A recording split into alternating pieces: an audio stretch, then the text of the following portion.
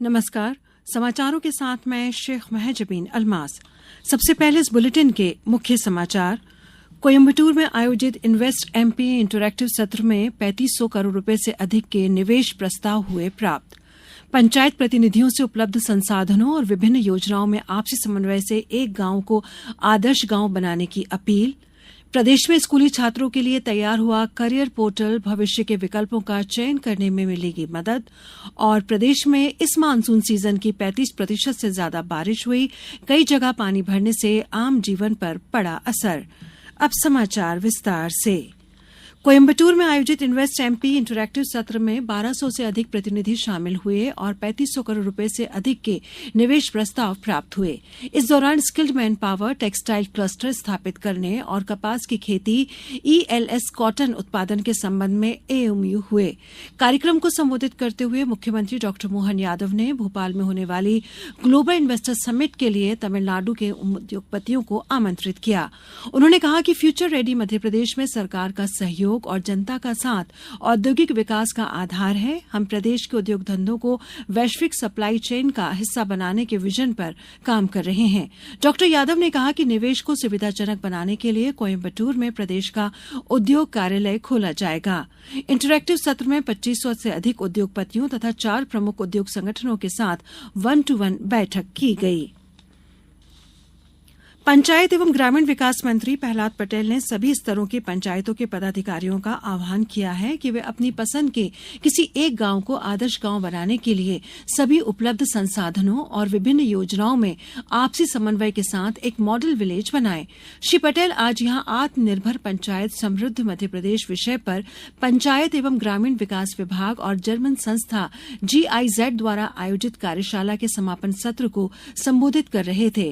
श्री पटेल ने कहा कि जिन पंचायतों की जनसंख्या 5000 से ज्यादा है, वहां 2 सामुदायिक भवन बनाए जाएंगे।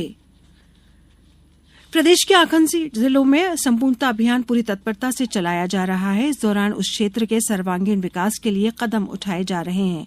झाबुआ में इस अभियान के तहत क्या प्रयास हो रहे हैं, जानकारी दे रहे हैं हमारे संवाददाता। संपूर्णता अभियान के तहत नीति आयोग ने झाबुआ के लिए आकांक्षी ब्लॉक से संबंधित 6 संकेतों को पूर्ण करने हेतु 4 ब्लॉकों को चुना गया है। इस अभियान की तैयारी के बारे में झाबुआ कलेक्टर नेहा मीना ने आकाशवाणी को बताया कि ये 3 महीने का जो अभियान है, इसके अंतर्गत आकांक्षी जिले व आकांक्षी जो ब्लॉक्स भारतवर्ष में जितने भी हैं, उन सभी में 40 सूचकांक हैं जिन पर काम किया जाता है। उसमें से 6 सूचकांक ऐसे हैं जिनका सैचुरेशन किया जाना है और हमारी पूरा प्रयास ये है कि ब्लॉक स्तर पर हमने सारी बैठकों को लेना शुरू कर दिया है, चिन्हांकन कर लिया गया है और पूरी कोशिश की जा रही है कि 3 माह में हम लोग इन 6 के 6 सूचकांकों को सैचुरेट कर सकें। मुख्य चिकित्सा और स्वास्थ्य अधिकारी डॉक्टर BS बघेल ने 3 संकेत तक प्रसव पूर्व देखभाल, मधुमेह और उच्च रक्तचाप के बारे में बताया कि अभी जो 3 पैरामीटर दिए हैं, एक तो फर्स्ट ट्राइमेस्टर में NC का पंजीयन और साथ ही डायबिटीज और हाइपरटेंशन की स्क्रीनिंग के बारे में है, तो वो भी अभियान हम साथ में कर रहे हैं। 3 महीने में हम उसका जो टारगेट दिया उसको हम कंप्लीट कर लेंगे। जिले के 4 आकांक्षी ब्लॉकों में एक संकेतक मृदा स्वास्थ्य कार्ड भी है। उसे लेकर उप संचालक कृषि NS रावत ने बताया कि आकांक्षी कास खंडों में 9,927 सॉइल सैंपल कलेक्शन किए गए, जिसके एनालिसिस का कार्य जुलाई, अगस्त, सितंबर तक 100% पूर्ति कर ली जाएगी। भारत सरकार के नीति आयोग की आकांक्षी ब्लॉक के अंतर्गत संपूर्णता अभियान की पूर्णता के लिए झाबुआ प्रशासन भी शिद्दत से लगा हुआ है। हरीश यादव, आकाशवाणी, झाबुआ। प्रदेश के जनजातीय बाहुल्य खरगोन जिले के सरकारी स्कूलों में पढ़ रहे जनजातीय बच्चे स्मार्ट क्लासेस मतलब ई कक्षाओं से ज्ञान अर्जन कर अपना भविष्य गढ़ रहे हैं। यहां ई कक्षाओं के जरिए ऑनलाइन क्लासेस संचालित की जा रही हैं। इन कक्षाओं का लाभ जनजातीय कार्य विभाग द्वारा खरगोन जिले में चलाए जा रहे 64 हायर सेकेंडरी स्कूल में पढ़ रहे सभी विद्यार्थियों को मिल रहा है। इस काम के लिए खरगोन जिले के विशेषज्ञ शिक्षक चुने गए हैं। निगरानी के लिए देवी अहिल्या उत्कृष्ट विद्यालय में एक कंट्रोल रूम भी बनाया गया है। नोडल अधिकारी एवं सहायक नोडल अधिकारी भी नियुक्त किए गए हैं। राष्ट्रपति द्रौपदी मुर्मू ने आज राष्ट्रपति पद पर अपने 2 वर्ष पूरे होने पर नई दिल्ली के राष्ट्रपति भवन स्थित डॉक्टर राजेंद्र प्रसाद केंद्रीय विद्यालय के 9वीं कक्षा के छात्रों को पढ़ाया। छात्रों के साथ बातचीत के दौरान उन्होंने आधुनिक दौर की विभिन्न समस्याओं के बारे में चर्चा की। राष्ट्रपति ने छात्रों से लोगों को इन समस्याओं के बारे में आगाह करने और इस दुनिया को एक बेहतर जगह बनाने में योगदान देने के लिए भी कहा। राष्ट्रपति भवन के वातावरण को भारतीय सांस्कृतिक मूल्यों एवं लोकाचार के अनुरूप बनाने की दिशा में लगातार प्रयास किए गए हैं। इसी श्रृंखला में राष्ट्रपति द्रौपदी मुर्मू राष्ट्रपति भवन के 2 महत्वपूर्ण हॉलों दरबार हॉल और अशोक हॉल का नाम बदलकर क्रमशः गणतंत्र मंडप और अशोक मंडप कर दिया है। स्कूल शिक्षा विभाग ने प्रदेश में स्कूल जाने वाले विद्यार्थी अपनी रुचि के अनुसार करियर विकल्पों का चयन करने के लिए करियर पोर्टल तैयार किया है। पोर्टल पर 500 से अधिक करियर संबंधी 7,500 से अधिक कॉलेज, 1,000 से अधिक प्रवेश परीक्षाएं और 750 से अधिक छात्रवृत्तियों की जानकारी उपलब्ध कराई गई है। इससे विद्यार्थी अपनी पसंद का विकल्प चुन सकते हैं। स्कूल शिक्षा विभाग ने शैक्षिक एवं करियर के विकल्प के चयन के लिए करियर काउंसलिंग के क्षेत्र में कार्य कर रही संस्था ICS लखनऊ के साथ अनुबंध भी किया है।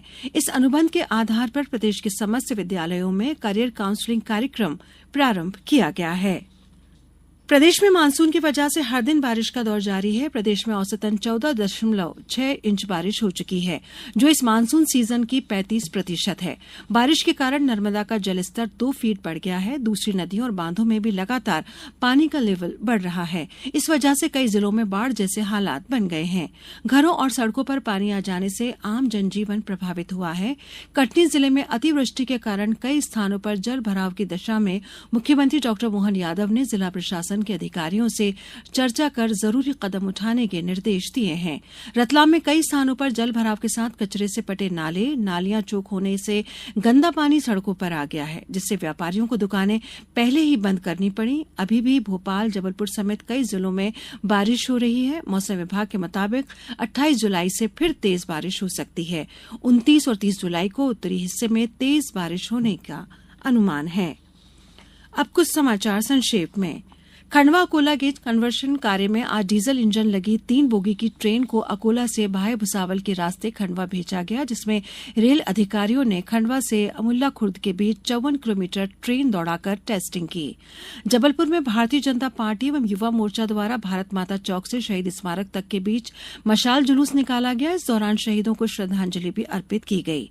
पन्ना में पीएम श्री केंद्रीय विद्यालय में एक पेड़ मां के नाम अभियान के तहत पौधरोपण कार्यक्रम आयोजित किया गया। इस अवसर पर विद्यालय प्रबंधन समिति के अध्यक्ष एवं कलेक्टर सुरेश कुमार और विद्यालय के प्राचार्य अमित दाहिया भी उपस्थित रहे। सागर में राजस्व महाअभियान 2 के अंतर्गत कमिश्नर डॉ वीरेंद्र सिंह रावत द्वारा दमोह जिले की पटेरा तहसील में न्यायालय नायब तहसीलदार मंडल कुम्हारी का आकस्मिक निरीक्षण किया गया। देवास में कौशल विकास को रोजगार से जोड़ने के लिए ग्रामीण पथ रोशन योजना प्रारंभ की गई है। इस योजना से 18 से 45 वर्ष आयु समूह के कक्षा 10वीं तक के शिक्षित बेरोजगार युवाओं को रूफटॉप सोलर प्लांट की स्थापना का प्रशिक्षण निःशुल्क दिलाया गया। जिला पुरातत्व पर्यटन एवं संस्कृति परिषद द्वारा ग्वालियर के 10 विद्यालयों में 26 जुलाई तक कथक नृत्य कार्यशाला का आयोजन किया गया। कार्यशाला में दिल्ली से आई कथक नृत्यांगना एवं कला लेखिका डॉ शांभवी मिश्रा द्वारा नृत्य सिखाया जा रहा है।